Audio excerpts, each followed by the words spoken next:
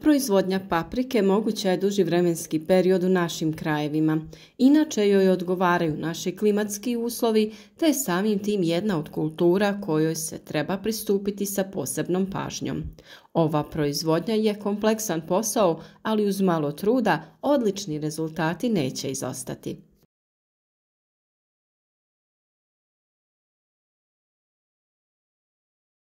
Proizvodnja presadnica odvija se većinom u klijalištima koja se zagrijavaju jer se dosta rano mora krenuti sa sijanjem ove kulture. Polovina februara je optimalno vrijeme za sijanje paprika zato što je njoj potrebno nešto više vremena da nikne. Proizvodnja počinje odabirom sorte paprike, supstrata i načina sadnje. Način sadnje može biti s pikiranjem rasada ili bez pikiranja, to jest presađivanja. Kod uzgoja sa pikiranjem vrijeme sjetve je nešto ranije u odnosu na uzgoj bez pikiranja. Sjeme se prvo može pripremiti naklijavanjem i poticanjem na razvoj. Pričali smo već o kupki od kamilice u kojoj se sjeme drži od 12 do 24 sata. Tako će vam se odmah pokazati postotak klijavosti sjemena. Ono loše sjeme će plutati na vrhu i slobodno ga možete baciti, a svo ono na dnu je zdravo i može se koristiti. Nakon toga sjeme se može ostaviti u namočenim papirnim salvetama gdje će za 2 do 3 dana proklijati ukoliko se bude održavala optimalna temperatura oko 25 stepeni.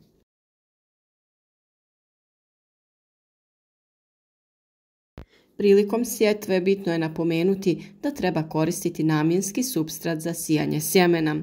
Sjeme treba oprezno sijati ukoliko ste odradili proces naklijavanja, pa sjemenke već imaju klice. Sijati možemo u stiropole koji su za to namijenjeni.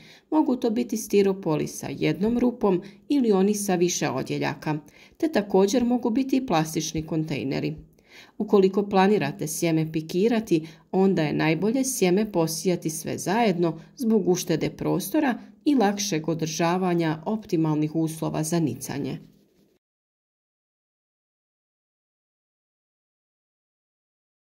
Sjeme je potrebno nakon sijanja prekriti tankim slojem zemlje i obilno zaliti. Nikako nemojte dozvoliti da vam se zemlja potpuno osuši, nego ju redovno, ali pomalo zalijevajte.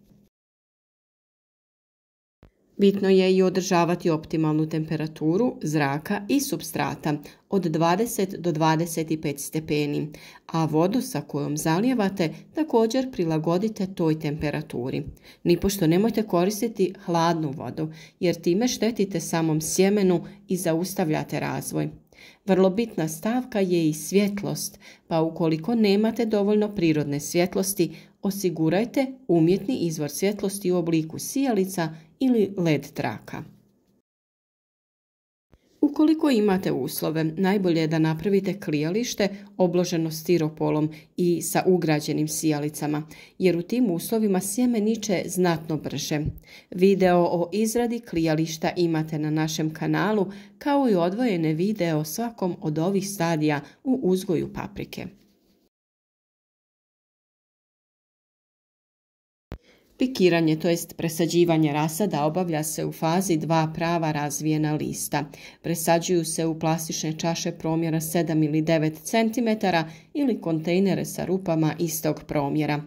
Prilikom pikiranja koristi se za to namjenski supstrat, a nakon toga je potrebno obilno zaliti sadnice. Prilikom zalijevanja treba koristiti i fungicide za zaštitu mladih biljaka, jer naime pojava gljivica je česta zbog nepovoljnih vremenskih uslova, oscilacija u temperaturi. Pojavi se najčešće na dijelu gdje biljka ulazi u zemlju i napada taj dio koji onda trune i biljka propada. Kao prevenciju mi koristimo sredstvo Previkur koje se rastapa u količini od 2,5 ml na 10 litara. S tim obilno zalijevamo biljku. Nakon 50 do 55 dana rasad je spreman za presađivanje u plastenik ili na otvoreno ukoliko to vremenske prilike dozvoljavaju. Idealna presadnica za presađivanje je veličine od 8 do 10 razvijenih listova. U grijani plastenik paprika može da se presadi već u martu, dok u onaj koji se ne zagrijava presađivanje se obavlja krajem mjeseca aprila. Kod obrade tla potrebno je napraviti dublji rastresit sloj jer se korijen paprike nalazi na dubini oko 30 cm. Prije same osnovne obrade obavi se dodavanje stajskog i rasipanje mineralnog gnojiva ukoliko ga koristite. Količine koje će se primijeniti najbolje je prilagoditi prema prethodno obavljenoj analizi zemljišta. Biljke koje ste prethodno imali u plasteniku ili na mjestu na koje sadite iz zemlje su uzele dosta hranjiva, tako da je analiza dosta neophodna. O toj temi također imate poseban video. Za navodnjavanje najčešće se koristi sustav kap po kap i crna mulch folija, međutim najbolja je ona crno-bijela mulch folija i to iz dva razloga.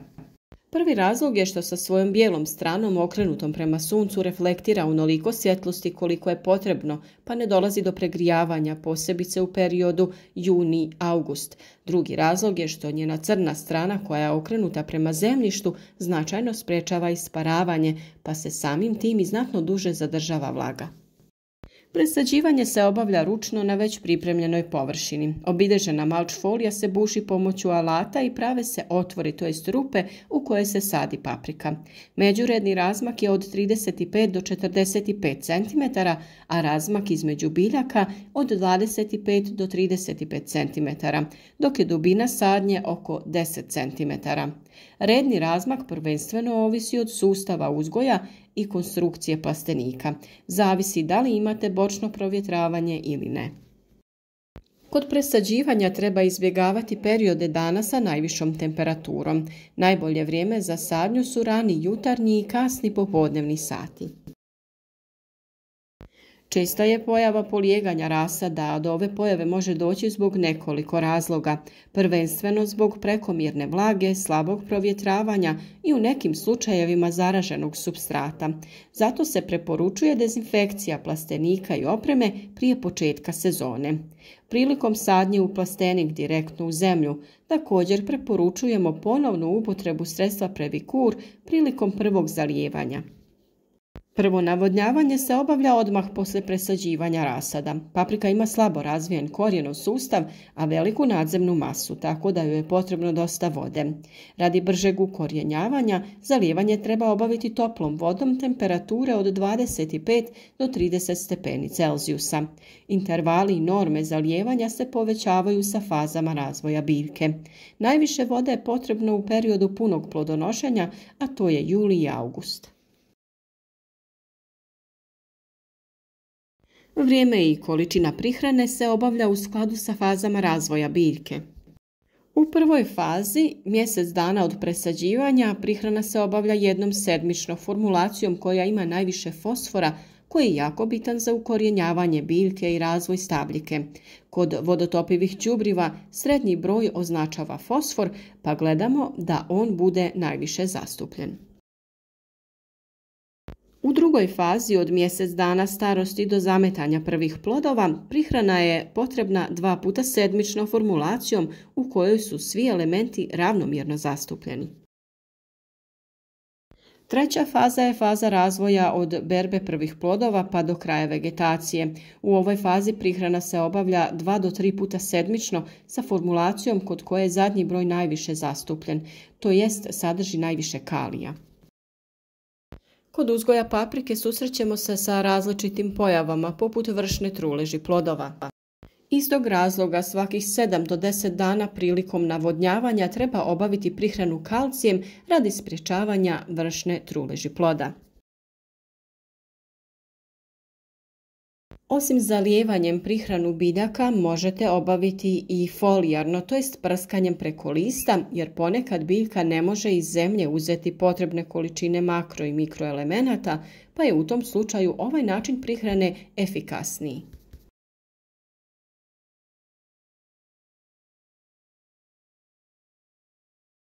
Kod uzgoja paprike vrlo bitan korak je održavanje stabljike. Ona ima dosta bujnu krošnju, pa ju je potrebno prorjeđivati da bi plodovi bili što krupniji i kvalitetniji.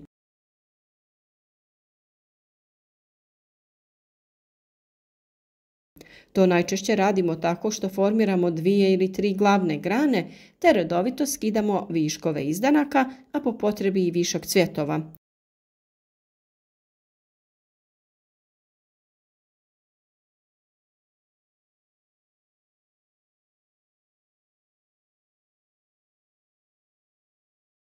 Sve do prve rodne grane potrebno je ukloniti sve listove kako bi spriječili razvoj bolesti uslijed nedostatka protoka zraka.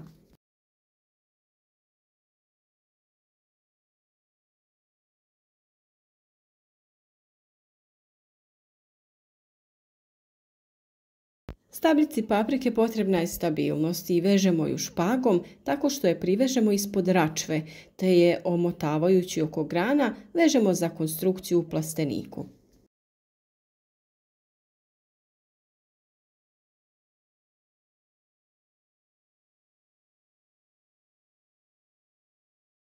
Česta pojava kod uzgoja paprika je odbacivanje cvjetova. To je posljedica previsokih temperatura i nemogućnosti oprašivanja cvjetova.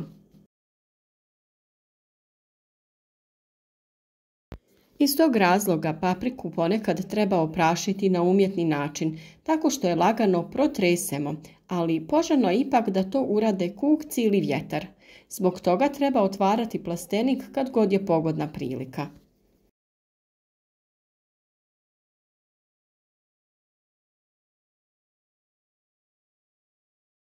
Paprika je biljka kojoj jeste potrebna posebna njega i pažnja, ali ukoliko se svi koraci odrade na pravi način i na vrijeme, proizvodnja će biti više nego uspješna. Još videa o uzgoju paprike kao i drugog povrća možete pogledati na našem kanalu, a ukoliko već niste, možete nas i zapratiti. Svima vam želimo uspješnu sezonu koja je pred nama i nadamo se da ćemo se i dalje družiti kako na kanalu, tako i u našoj Facebook grupi Proizvodnja voća i povrća u koju ste svi dobrodošli. Podržite naš rad sa lajkom, podijelite video sa prijateljima na društvenim mrežama, a u komentaru nam se javite sa vašim iskustvima ili pišite pitanja koja vas možda zanimaju. Hvala vam na gledanju i lijep pozdrav!